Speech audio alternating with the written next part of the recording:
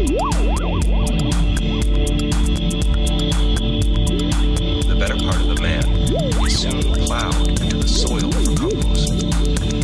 By a seeming fate, commonly called necessity, they are employed. Bienvenue dans un théâtre pas tout à fait comme les autres. Un théâtre où les acteurs et actrices jouent une pièce, jusqu'à leur mort, littéralement. Sous la plume de Charlie, l'homme à tout faire de ce théâtre du réel, où est joué sans trucage le martyre de Saint Denis, on plonge dans les coulisses d'un huis-clos grotesque, macabre et moqueur.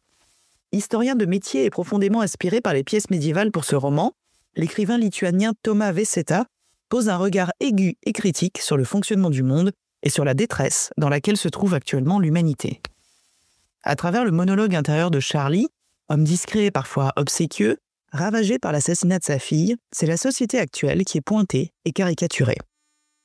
Le style singulier de l'auteur colle parfaitement à l'ambiance étouffante du roman, à cet entrelacement de drames personnels et de mise en scène gore. Pourtant, Supplice n'est ni un livre d'horreur, ni un conte macabre, ni un roman de genre. C'est un roman unique, qui conjugue différentes ambiances pour finalement s'imposer par le regard critique qu'il porte sur le monde et le tendre désespoir qui se dégage de cet étrange narrateur. Avec l'auteur, nous échangeons sur sa vision et son analyse du monde, soutenu par son angle bien spécifique d'historien, sur son style et l'importance de l'EUPL, le prix littérature de l'Union européenne, qu'il a remporté en 2022. Supplice de Tomas Vaiseta est publié par les éditions Aux Forges de Vulcain et traduit du lituanien par Agathe S.V. Kazakevičius. Boukelicious est un podcast faisant partie du label Podcut, liens et infos dans la bio. So, Thomas, this is your first book translated into French. We French readers are discovering you with it. Could you tell us a little bit about the themes that resonate with your writing and the atmosphere of your other books, especially as this one is, we could say, a crime or horror book? Well, although I am a historian, I don't write in my fiction a lot of from history perspective, because I can do it in my everyday work, so I do publish monographs, I do publish academic papers, so I'm not so interesting to write more history in my literary works. Although some short novels, they are historical novels, because, when you work every day with historical sources, with archives and so on, you get a lot of different stories from history, from the past. So it's almost impossible not to write something historical. But also I live my life nowadays. I do care about the world in which we are living. So I do try to write something on I would say just on the problems or topics of a modern world. So, for example, this particular story of Supplice, if I pronounce it right in French, it is based on a true story which happened, I would say, 10 or something years ago. Then two criminals, they just kidnapped a girl from bus station in Lithuania in the morning hours. And they kidnapped her, they raped her, and they took her to truck of the car, and they drove her to remote forest, and they just burned her alive. So it is a horrible story. I was very much affected by the story. I was thinking about the story for many years, because the main point is that the girl was kidnapped, and while she was in the back of the car, she tried to call the police, and she managed to call the police, and she asked for help, and police were talking with her for half an hour, but they couldn't help her because of pure technical problems. They couldn't find her, they couldn't track her, they couldn't know her coordinates, so she was just burned alive. So in this sense, I think, of course, the hugest responsibility lies on the shoulders of these two criminals, and they were tried, they were jailed, of course, but also I think we, as a society, we also failed in some way, because, it's our responsibility that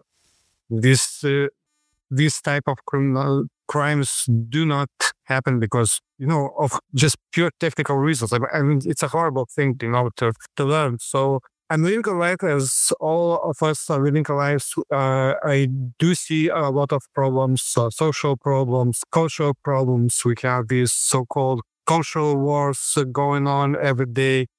We do elect politicians who, well, I think should not be elected. Okay, it's of course it's a democracy. We elect what we want to elect, but sometimes we think, oh my God, or maybe we could have some better candidates or something like that. So literature for me in this sense is always, of course, is a reaction to reality in which we are living. And that's why you have chosen this genre, which is, we were saying before, between horror, macabre, and grotesque. Is it a way to emphasize all these trends that, as you just said, are already here in our everyday life and all the crime stories and political stories? Is it just from you a way to emphasize this? Yeah, I can say that. The sense of apocalypse is, I would say, a constant of culture, of Western culture. Many ages ago, people also were waiting for apocalypse, as actually we are waiting too. We're talking, let's say, about crisis of climate change. We see political trends which are really a danger for our democracy, liberal democracy, and so on and so on. And these things are really make you think that the world as we are living is coming to the end. And in front of these huge problems, you really think, what is the best way to say it? And it's a horrible thing. It's a terrible thing. So maybe I would say the mix of absurdity and the horror is somehow the best way to reveal our everyday experience. Especially, some people say when they read my novel, please, they say that, it's about a theater where actors on stage are really killed, and it's something unimaginable and unbelievable. But then I say, oh, well, wait for a minute. If you are on Facebook or maybe on TikTok, you can see every day a violence, and people are watching that violence. People are committing suicides on social media, and other people are watching these acts of tragic things. So, I mean, this sort of theater, we're living in this theater. I mean, it's not unbelievable. It's not something impossible. We're just living in that. I mean, violence is it's not just being trivialized or became a banal thing in our culture. It's became even needs for us. It's like we can live without watching violence. I mean, it's a strange thing to say, but at one point, I mean, it was already true when we were talking about, let's say, domination of TV. But now in the era of social media, it became even more true, to say that violence is something that we need for our everyday life. Actually, it's just a reflection of reality that you have emphasized in this book. Yeah, exactly. I'm not a fan of, let's say, horror movies. I don't watch horror movies at all. I don't read horror books, actually. It's just not my type of literature that I'm reading, that I like to read. And actually, when I was writing a novel, So Please, I didn't think about that like, I will write a horror book. No, I was writing about reality, actually. I made it more macabre, more horror, but still, as you're saying, it's the frame of our reality. It's not something that it's beyond our everyday life. So, and also, of course, the main character is a fictional father who just lost his daughter in a very, very terrible way. And so I was thinking, how should I tell the story? How should I reveal the experience of father who just really lost his beloved daughter? So how should I reveal his pain? How should I reveal his very deep grief?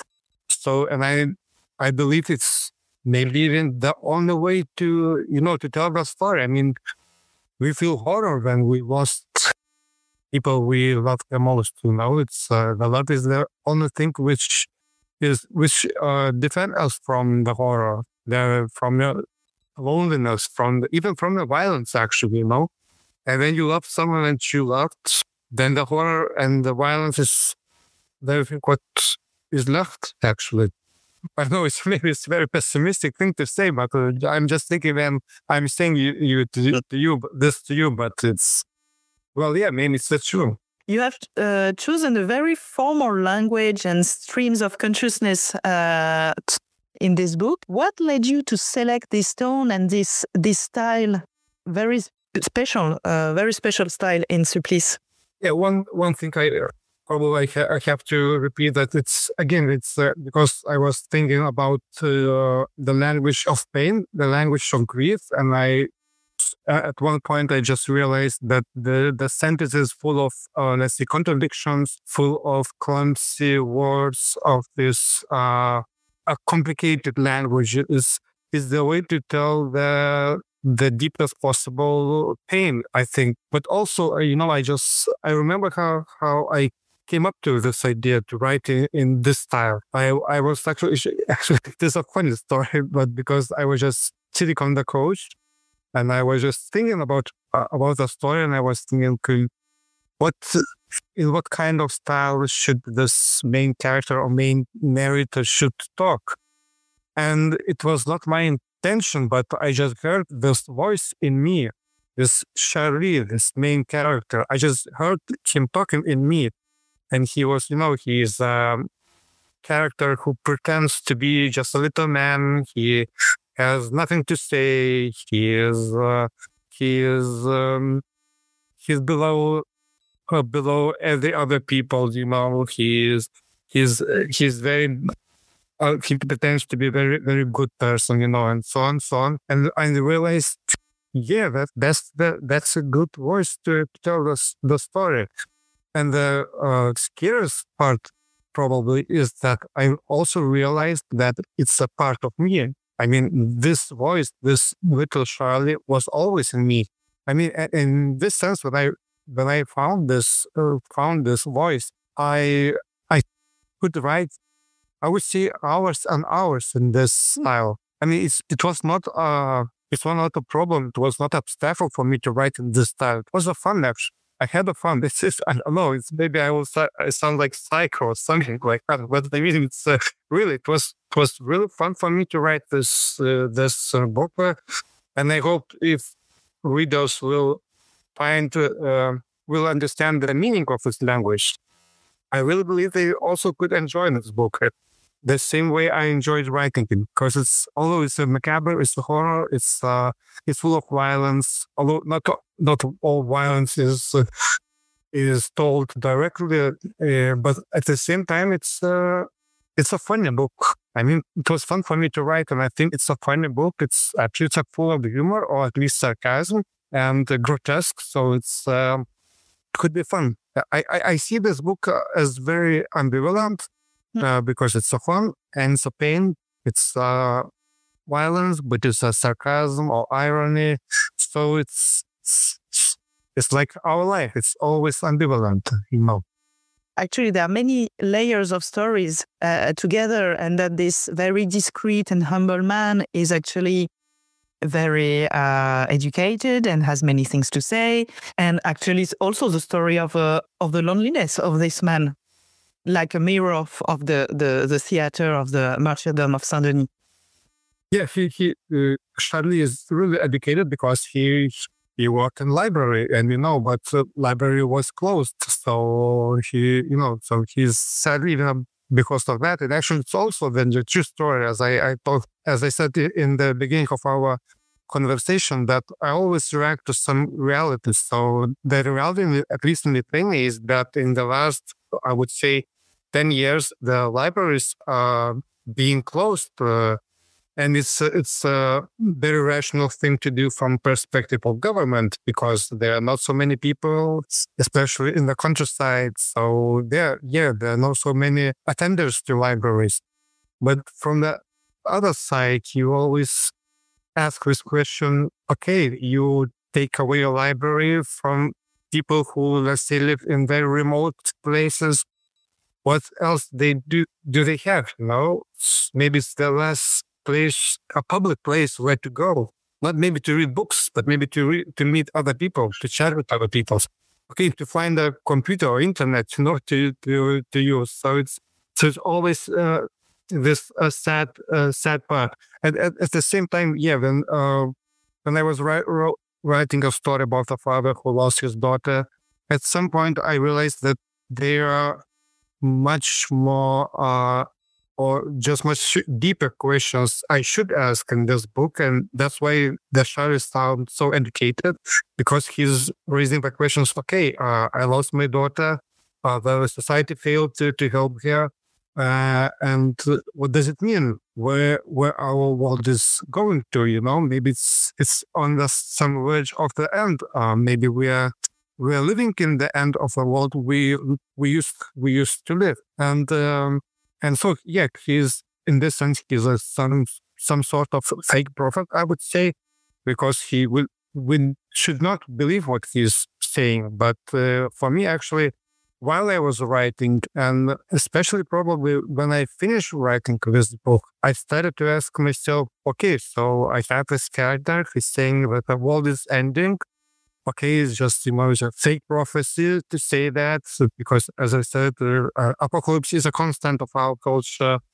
But again, I think I really have this feeling that we are seeing, or maybe we are living at the same point at the end of the world. And if I have time, I can explain what I have in mind. I think we are seeing the end of Enlightenment era, which started, I would say, 200 years ago, actually in France. And now I think it is coming to the end, because I think there are three main components of Enlightenment era.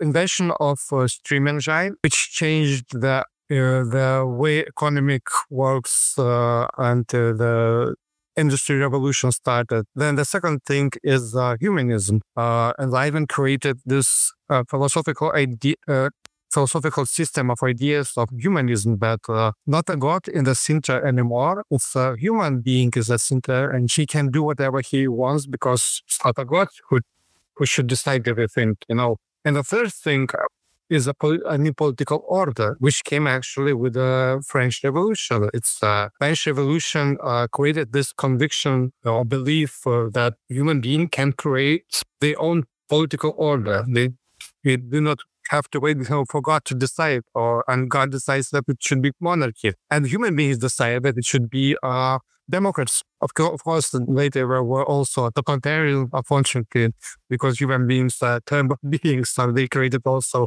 totalitarians. But again, for 200 years, at least in Western world, the liberal democracy was a dominating political order. And I think that these three components are changing at the moment. I would say that humanism as a philosophical system is being changed by post-humanism. A post-humanist that is saying that, okay, human being is not in the center anymore, just one of many species, and maybe not the best species. Maybe human beings are parasites, because after Holocaust and in the period when climate change experienced radical changes, the work of human beings doesn't look very, very nice. It really looks like we're disappointed by ourselves, after that. Secondly, stream engine is being changed by artificial intelligence. I think artificial intelligence will create a new economic, new way how we work, how we live actually our everyday lives. we like it or we not like it, but it will happen actually. It is already happening. The most, I think, interesting component is the third one, a new political order. Enlightenment created this liberal democracy. But if the Enlightenment is coming to the end, so probably this political order to whom we are used to live probably is also coming to the end. So the main question is, what will be the new political order? Maybe it will be some kind of not liberal democracy. Maybe it will be some new form of monarchy. Maybe it will be some new form of authoritarianism. Or maybe it will be a new totalitarianism. I don't know. But what I see and why I think I could come again to my main character, Charlie, that I see that in our political public life, the fake prophets are gaining a power. Okay, it's not very new thing because we are now, we like to say that we are living in a post-truth period. But from the perspective of cultural history, actually, it's not a new thing. Again, golden age of fake prophets always happens when the empire is in decline. I mean, it was the case in Romanian Empire. So now we are in decline. So the fake prophets are raising their power. But what is new, I think, that fake prophets were more the advisors of rulers, but not the rulers themselves. Okay, there are very terrible exceptions like Hitler or Lenin, I would say.